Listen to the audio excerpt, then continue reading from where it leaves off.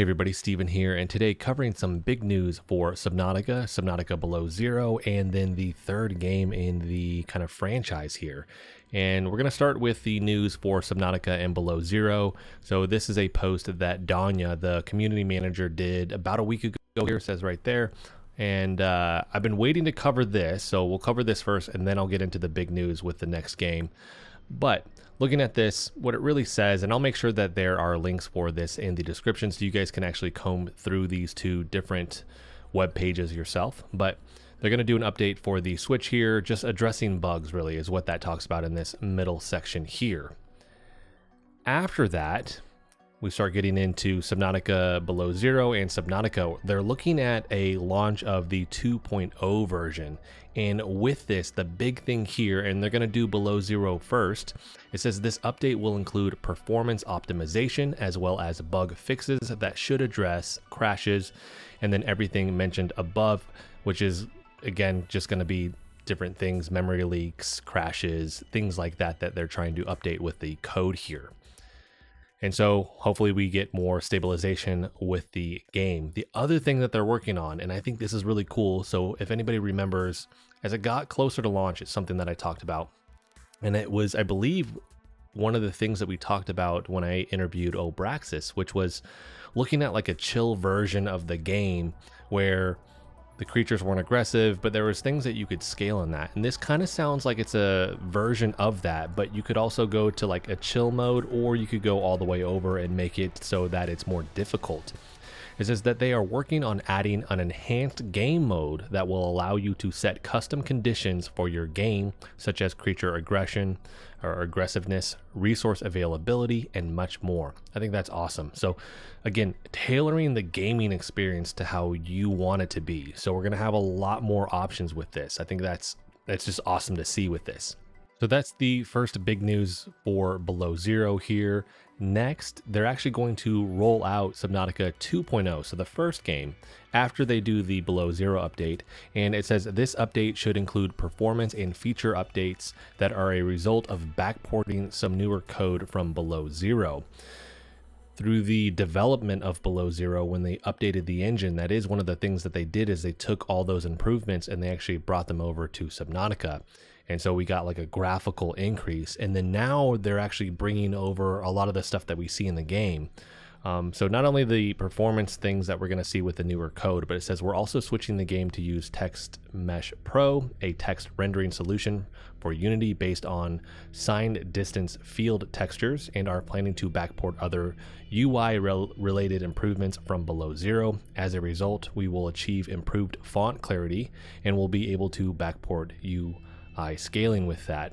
The other thing is they're actually going to be bringing over certain base pieces. This is the big news here, that were popular in Below Zero, including the large room and surface hatches. So we're getting these cool things from Below Zero now brought over to Subnautica, and I can't wait to see what people do with that, with building bases and just the creativity that they can actually now achieve, because they're going to have access to these pieces in Below Zero that we haven't had in Subnautica. So we're getting these 2.0 releases. There is no set date as far as I know on this. It just kind of finishes with the fact that they actually like to hear from the community, and that's one of the things that, huge shout out to the whole dev team, they are really, really good at, is listening to the community, taking that feedback and applying it with certain things. And I just like the fact that the games, because Subnautica Below Zero has been out for a year now. Subnautica has been out for a handful of years now, and we're still seeing support for that game, where they could have just said, hey, we're going to move on, and they're not. They're continuing to listen to the community and provide these updates like that. So that is Subnautica and Subnautica Below Zero 2.0, and the release with this. Again, we're going to see the improvements to the Switch. One of the other things at the top here, it says they are going to address the PS5 disappearing saves. So we have updates for the next gen consoles as well. After that, this is getting into Subnautica 3 here. We don't have an official title, but Danya gave me some clues. Shout out to Danya. She just said, hey, go look at our job postings right now. Tell me what you find, right? And we'll scroll up to the top here. So this is actually the job postings for Unknown Worlds. for this next game. And it says the Subnautica universe here. So they're very specific. These jobs are for Subnautica 3, right? Again, no name here, but as we start going through this, so gameplay engineer here, she's like, what stands out to you? I had something else, and then I went back and I'm looking at something, and it took me a second. It took me longer than I thought it was going to. Right here, Unreal Engine. So they are switching over from Unity. So Unity is the current engine that they've been using for the past 2 games. Now they're jumping over to the Unreal Engine, and I am so excited for this, just because if you've seen what Unreal Engine is doing these days, it's incredible.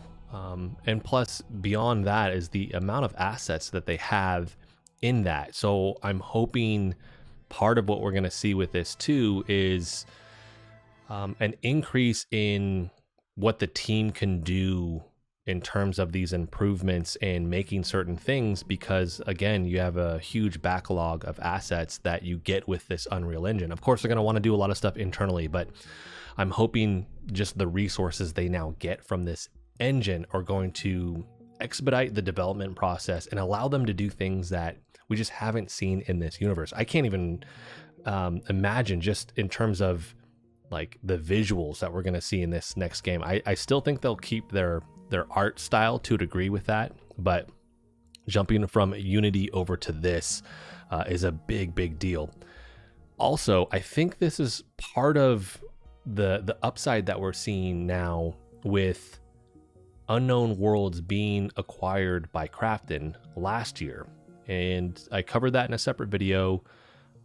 Going over that and looking at the letter that the head of Unknown Worlds sent out to everybody, and the big thing here is they're the same company, it's just their parent company. One of the big things that we saw in that, and it's one thing that I covered in the video, this provides them more resources. They can do more, right?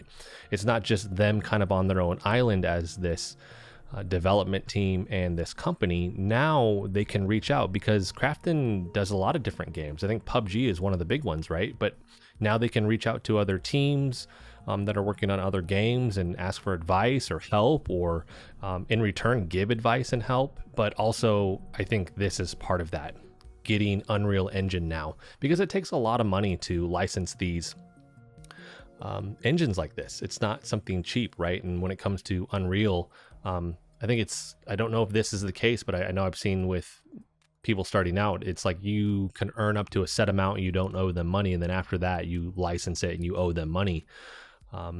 But Krafton being a bigger company, maybe one of the things, they've already licensed it. It's like, hey, you have access to Unreal Engine now, you get to use this. So huge deal here. But I also want to hear what everybody thinks about this switch from Unity over to Unreal Engine. I'm personally very excited about this. I can't wait to see what they do, and I'm hoping some of the team still from Subnautica and Below Zero are coming over to obviously help out with this process. I know they're working on other games as well, but I hope to see some of the devs that I've communicated with that were working on Below Zero coming over here. And they have a handful of jobs posted here. Gameplay engineer, we're looking at that.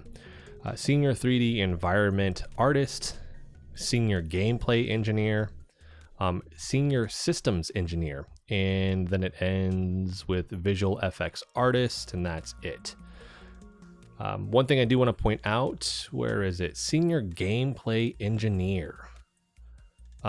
So it addresses what are they trying to ship this on, right? Multiple ship titles on modern game platforms, PC, Xbox One, PS4, Switch. The only thing I'm not seeing here is Xbox Series X and PlayStation 5. I think that's obviously just going to be in there. It's just, they didn't have it specifically on here, but I think it's going to be all those different actual consoles and platforms here. So we see that with this, and then where is it? Not the environmental artist. It is the systems one. Here we go. So going down to the bottom here. Here it is. Preferences for what they're looking for. Experience with live service game development. Two thoughts on that. One, it's a live service game. If it's in early access, my assumption is going to early access. They've always done that with the previous games, and it helps their development. So I think that's still going to be the case here. So I think it maybe is kind of pointing towards that, or literally a live service game. And if that is the case, and we're talking about live service, my brain is connecting that to multiplayer. Now, this isn't a for sure thing. I don't know if that's 100% true, but that's where my brain is leaning. And I really hope that is the case with this. I think that would be phenomenal to have a live service version of this game, going back to the massive open world with your friends where everybody can hop in with this. And also being live service, it would be great if that brought things you see in other games, maybe not to the same extent, but if we got events in game that are themed towards certain things, whether it's time of year stuff or something else that's going on in the world, I just think that would be phenomenal to have that. It gets people jumping back into the game very frequently. And I go back and forth on that. One of the things that I like about Subnautica and Below Zero is that it's like you work through this thing and then you're good. You can come back when you want to. Some of the downsides of live service games is feeling like, all right, I got to make it through this battle pass. I doubt they would have that, but there's this need or this feeling like you have to jump back into the game frequently to take advantage of this and certain things, whether they're events or whatever it may be. And it can feel overwhelming because you don't want to miss out on stuff. I don't think that they would do live service to that extent. I think it would be their own version of it. And seeing what that would be is something that gets me really excited. So that is the big news for Subnautica 3. We are switching over to Unreal Engine. I'm really hoping we see multiplayer with this, or not only the multiplayer side, but again, some type of live service with it where we get events or something like that. But let me know what you guys think. Again, I'll have both of these websites in the description so you can kind of comb through this a little bit more. Tell me what you find, but those are the two big standouts here for me. So that's actually going to be it for this one, everybody. Let me know, like I said, what you guys think in the comment section. If you liked the video, hit the like button for me. If you want to continue to follow along with all my content, hit the subscribe button for me. And as always, thanks so much for watching, and I'll see you in the next video.